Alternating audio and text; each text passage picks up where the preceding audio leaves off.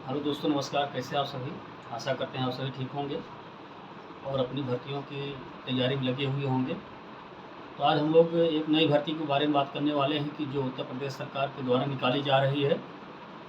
और ये भर्ती उत्तर प्रदेश सरकार में सेवा योजना पोर्टल के माध्यम से भर्ती निकाली जा रही है। सेवा योजना पोर्टल के माध्यम से निकालने का मतलब आउटसोर्सिंग से, आउटसोर्सिंग के माध्यम से ये वैकेंसी निकाली जा रही है, जिसको हम लोग पहले भी इसके बारे में डिस्कशन कर चुके हैं, क्योंकि ये भर्ती पहले भी आ चुकी है, लेकिन इसमें पर्याप्त कैंडिडेट्स ना होने के कारण पुनः जो है इसका विज्ञापन जारी हुआ है। विज्ञापन का मतलब यह है कि पुनः पोर्टल खुला हुआ है, तो जो भी कैंडिडेट्स इसमें एलिजिबल हैं, जिनके पोर्टल पे ये वैकेंसी दिख रही है, तो वो सभी अप्लाई कर सकते हैं।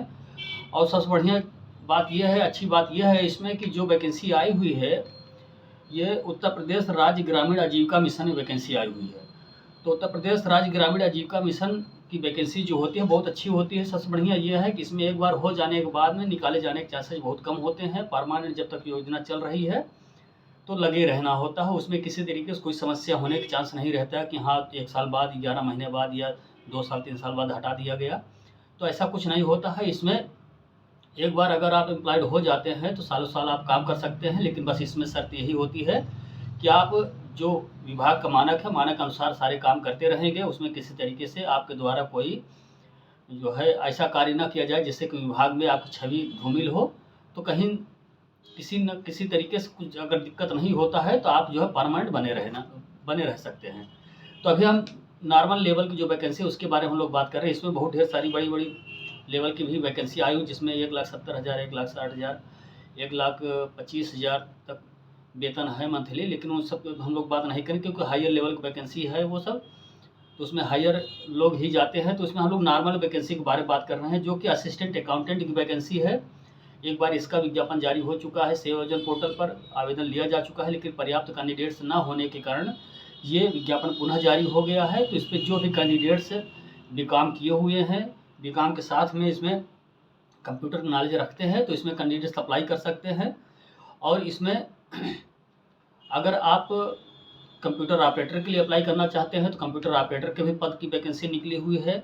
और इसमें कंप्यूटर ऑपरेटर में 2 प्रकार के पद हैं। एक पद है कि उसमें जो है वेतन जो है 16,800 रुपये है, और दूसरा जो है सीनियर, मतलब ए और बी प्रकार का उसमें है। तो ए कैटेगरी का जो कंप्यूटर ऑपरेटर की वैकेंसी है उसमें वेतन 16,800 है, और बी कैटेगरी की जो कंप्यूटर ऑपरेटर की वैकेंसी है उसमें 25,200 के लगभग वेतन है। तो दोनों के वेतन लगभग जो है 8-9 हज़ार रुपये का अंतर है, तो बहुत अंतर है। अगर इसमें आप एलिजिबिलिटी अगर आपकी हो तो इसमें आप अप्लाई कर दीजिए। सेव योजना पोर्टल पे ये वैकेंसी दिख रही है। और इसमें जो योग्यता लिया गया है, योग्यता की हम लोग बात करें तो जो कंप्यूटर ऑपरेटर के लिए योग्यता लिया गया है दोनों के लिए सेम है, लेकिन थोड़ा सा अंतर है। इसलिए इसमें ग्रुप ए और ग्रुप बी में कैटेगराइज कर दिया गया है। जैसे ग्रुप ए में जो कंप्यूटर ऑपरेटर की वैकेंसी है, डाटा एंट्री ऑपरेटर की वैकेंसी है, उसमें ग्रेजुएशन प्लस ट्रिपल सी मांगा गया है। ग्रेजुएशन प्लस ट्रिपल सी अगर किए हुए हैं तो वो कैंडिडेट्स अप्लाई कर सकते हैं।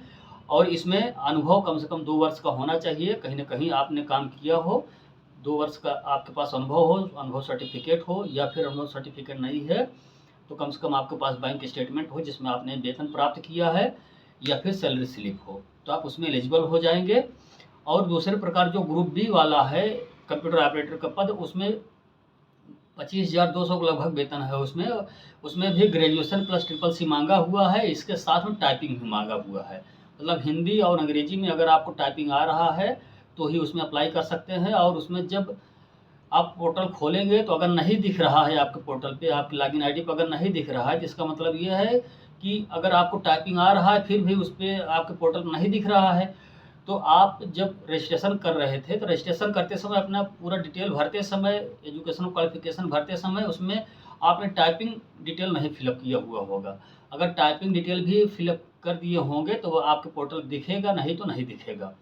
तो आपके पास अगर ये योग्यता है, टाइपिंग अगर आ रही है आपको, तो आप जल्द से जल्द अपने पोर्टल को अपडेट कर लीजिए। अगर आपके पोर्टल पर नहीं दिख रहा है तो अपडेट कर लेंगे उसमें, तो 24 घंटा के अंदर, 24 से 48 घंटा के अंदर आपका अपडेट जो है प्रोफाइल कंप्लीट हो जाएगा और आपके पोर्टल पे दिखने लगेगी वैकेंसी।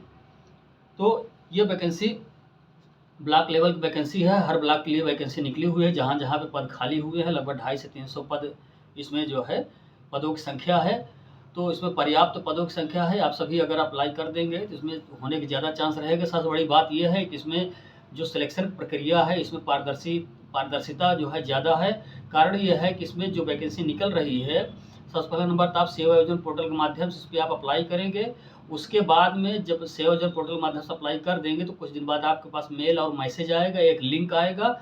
उस लिंक के माध्यम से आपको उस पर जो एजेंसी है, एजेंसी के पोर्टल पे भी आपको पूरा फुल रजिस्ट्रेशन करना रहता है, पूरा फुल डिटेल और फुल अपना रिज्यूम, आपको क्वालिफिकेशन जितना भी है सारी चीज़ें उस पर अपलोड करना रहेगा। पीडीएफ और पीएनजी फाइल में अपलोड कर देंगे तो इसकी एक डेट उसमें आएगी एग्ज़ाम होने के लिए। एग्ज़ाम होने के बाद में ही इसमें जो सिलेक्शन की प्रक्रिया आगे बढ़ेगी।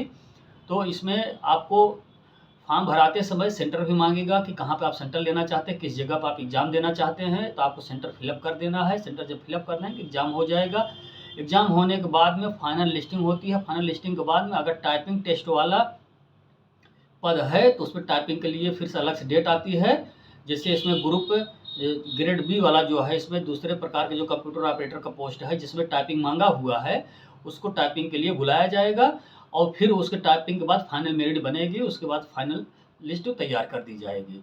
और इसी तरीके से जिसमें टाइपिंग नहीं मांगा हुआ है, जो ग्रुप ए वाला जो कैटेगरी ए वाला पद है कंप्यूटर ऑपरेटर का, जिसमें वेतन 16,800 रुपये के लगभग है, तो उसमें क्या है कि एग्जामिनेशन के जो नंबर आएंगे उसी पे ही शॉर्ट लिस्टिंग हो जाती है। मेरिट जितना अच्छा रहेगा उसी पे ही जो है डिसेंडिंग ऑर्डर में करके मेरिट बना करके कैंडिडेट को एम्प्लॉय कर दिया जाता है। अन्य डिपार्टमेंट में अभी तक जो वैकेंसी निकली हो उसमें आप सभी ने देखा होगा कि उसमें आपको बुला करके डॉक्यूमेंट वेरिफिकेशन ना तो बुला करके डॉक्यूमेंट वेरीफाई करा दिया जाता है। उसके बाद तरह तरह को वहाँ पर बातें हुई उत्पन्न होती है, कहाँ इतना पैसा लिया जा रहा है, उतना पैसा लिया जा रहा है। तो लेकिन इसमें पारदर्शिता के चांसेस लगभग 100% है। तो आप सभी जल्द से जल्द इसमें अप्लाई कर दीजिए। समय बहुत कम है क्योंकि ये वैकेंसी पुनः जो है पोर्टल पर आई हुई है। तो इसमें जैसे ही ये लास्ट डेट होती है तो तुरंत सिलेक्शन की आगे की प्रक्रिया जो है स्टार्ट कर दी जाएगी विभाग के द्वारा। तो आशा करते हैं कि इसके बारे में आप सभी को अच्छे से नॉलेज हो गया है। और आप चैनल पर नए हो तो चैनल को सब्सक्राइब कर लीजिए, जिससे कि मैं कोई भी वीडियो वैकेंसी संबंधित या अन्य कोई भी वीडियो डालूँ तो आप सभी के पास आसानी से पहुँचता रहे। बहुत बहुत धन्यवाद।